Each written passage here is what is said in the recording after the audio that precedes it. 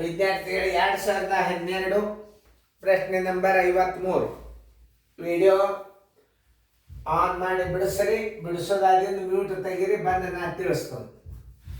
ನೋಡ್ರಿ, ಈ ಗಣಿತನ ಹೆಂಗೆ ತಿಳ್ಕೊಬೇಕು ಅನ್ನೋದು ಮೊದಲು ಬೋರ್ಡ್ ಕಡೆ ಲಕ್ಷ ಕೊಟ್ಟು ನೋಡ್ರಿ. ತಿಳಿಸುವಾಗ ಜಸ್ಟ್ ನ್ಯಾಚುರಲ್ ವಿಡಿಯೋ ಕ್ಲಾಸ್ ಇದು. ನಾಳೆ ಜೂನ್ 1ರಿಂದ ಎಲ್ಲ ಅಭ್ಯಾಸ ಬರ್ತದೆ. ಇದು ನಿಮಗೆ ಜೂಮ್ ಕ್ಲಾಸ್ನಾಗೂ ನೋಡ್ಬೋದು ಮತ್ತು ಟೆಲಿಗ್ರಾಮ್ದಾಗೂ ನೋಡ್ಬೋದು. ಎರಡೂ ಕಡೆ ಎಟ್ ಎ ಟೈಮ್ ನಡೀತದೆ.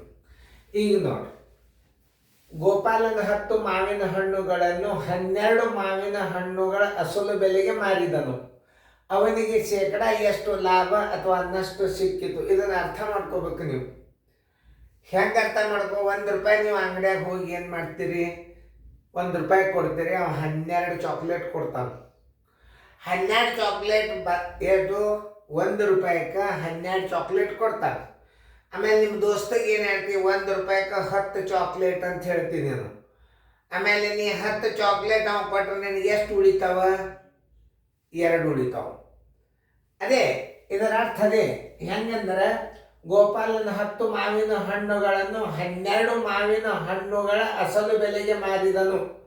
ರೊಕ್ಕ ಇಲ್ಲ ಇದ್ರಾಗ, ಹಣದ ವ್ಯವಹಾರ ಇಲ್ಲ ಅಂದಾಗ ವಸ್ತುಗಳ ಆ ಸಂಖ್ಯೆಗಳ ಮೇಲೆ ಇದನ್ನ ಶೇಕಡ ಲೆಕ್ಕ ಕಂಡು ಹೆಂಗೆ ಹಿಡಿಬೇಕು ಅನ್ನೋದ್ರ ಬಗ್ಗೆ ನಿಮಗೆ ನಾನು ತಿಳಿಸ್ತೇನೆ. ಅವ ಅಂಗಡಿಯಾಗ ಹೋಗಿ 12 ಹಣ್ಣುಗಳನ್ನು ತೊಗೊಂಡಿರ್ತಾನೆ, 10 ಹಣ್ಣು ಮಾರ್ತಾನ. ಅಂದರೆ 2 ಉಳಿದವಂಗೆ. ಎಷ್ಟು ಮಾರಿದಾಗ? 10 ಮಾರಿದಾಗ 12 ಹಣ್ಣುಗಳು ಕೊಂಡಾನ, 10 ಮಾರ್ಯಾನ ಅಂದ್ರೆ 2 ಉಳಿತಾವ. 100ಕ್ಕೆ ಎಷ್ಟು ಉಳಿತಾವ? ಇದೆ ಶೇಕಡ.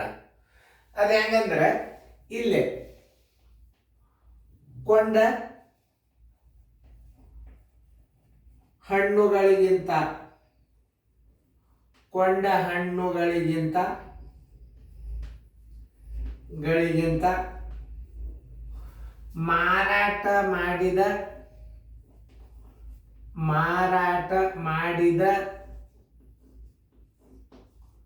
ಮಾರಾಟ ಮಾಡಿದ ಹಣ್ಣುಗಳ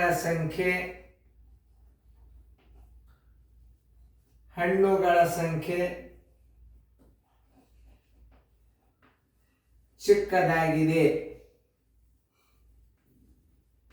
ಚಿಕ್ಕದಾಗಿದ್ದರೆ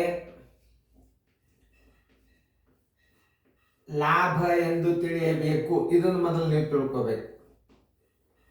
ಲಾಭ ಎಂದು ತಿಳಿದುಕೊಳ್ಳಬೇಕು.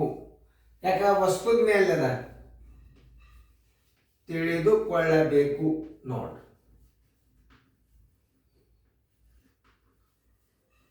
ನೋಡ್ರಿ, ಇನ್ನೊಂದ್ಸಲ ನೀವು ಅರ್ಥ ಮಾಡ್ಕೊರಿ.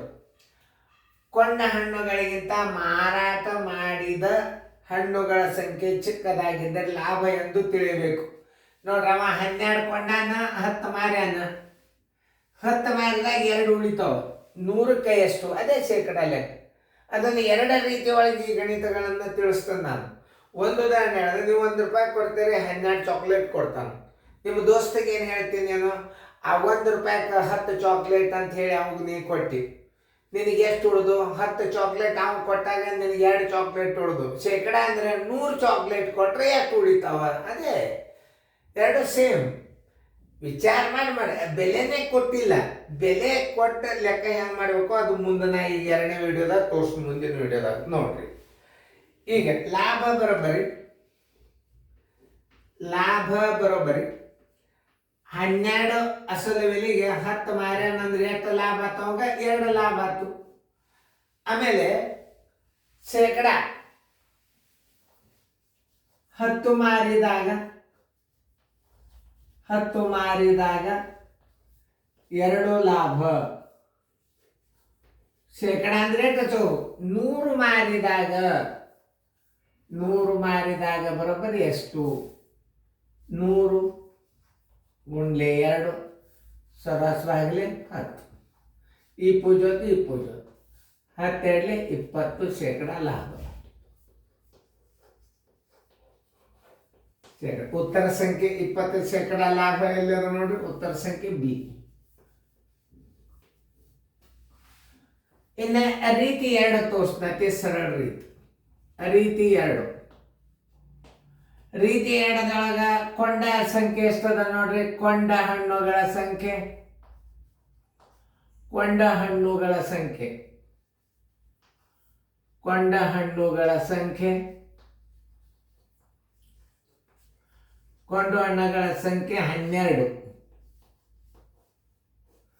ಆಮೇಲೆ ಮಾರಿದ ಹಣ್ಣುಗಳ ಸಂಖ್ಯೆ, ಮಾರಿದ ಹಣ್ಣುಗಳ ಸಂಖ್ಯೆ,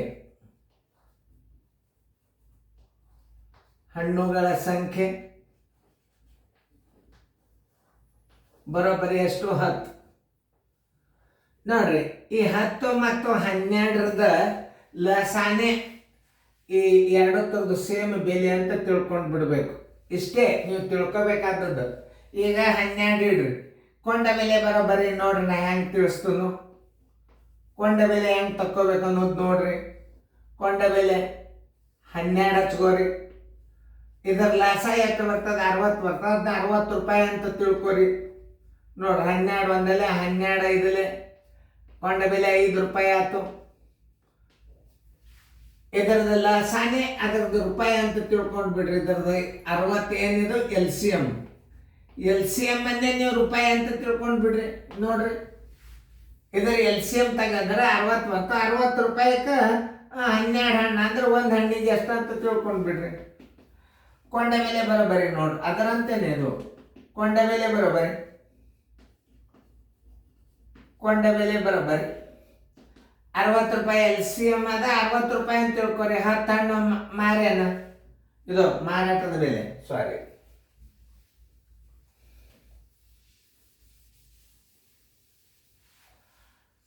ಮಾರಾಟದ ಬೆಲೆ. ಮಾರಾಟದ ಬೆಲೆ ಬರೋಬ್ಬರಿ ನೋಡು ಏನ್ ಹೇಳೋಣ. 60 ಮಾರಾಟದ ಬೆಲೆ ಬರೋಬ್ಬರಿ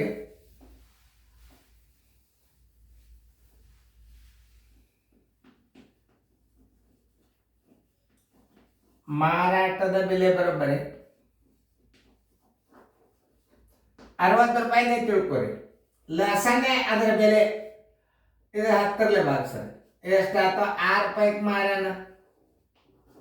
ಇದು ಕೊಂಡ ಬೆಲೆ, ಇದು ಮಾರಾಟದ ಬೆಲೆ. ಲಾಭ ಬರೋಬ್ಬರಿ ಮಾರಾಟದ ಬೆಲೆ ಮೈನಸ್ ಕೊಂಡ ಬೆಲೆ. 6 ರೂಪಾಯಿ ಮಾರಾಟದ ಬೆಲೆ ಆಯ್ತು, ಮೈನಸ್ 5 ರೂಪಾಯಿ ಕೊಂಡ ಬೆಲೆ ಆಯ್ತು, 1 ರೂಪಾಯಿ ಲಾಭ. ನೋಡಿ, ಶೇಕಡ ಲಾಭ ಬರೋಬ್ಬರಿ 100 ಗುಂಡ್ಲೆ ಲಾಭ ಸರ್ವಾಸವಾಗಲೇ ಕೊಂಡ ಬೆಲೆ. ಸರ್ವಾಸವಾಗಲೇ ಕೊಂಡ ಬೆಲೆ 100 ಗುಂಡ್ಲೆ ಲಾಭ ಎಷ್ಟದ ನೋಡ್ರಿ. 1 ಲಾಭದ. ಕೊಂಡ ಬೆಲೆ ಎಷ್ಟದ ನೋಡ್ರಿ? 5 ಅದ. 5 ಒಂದಲೆ 5 20 ಬರೋಬ್ಬರಿ ಶೇಕಡ 20 ಲಾಭ.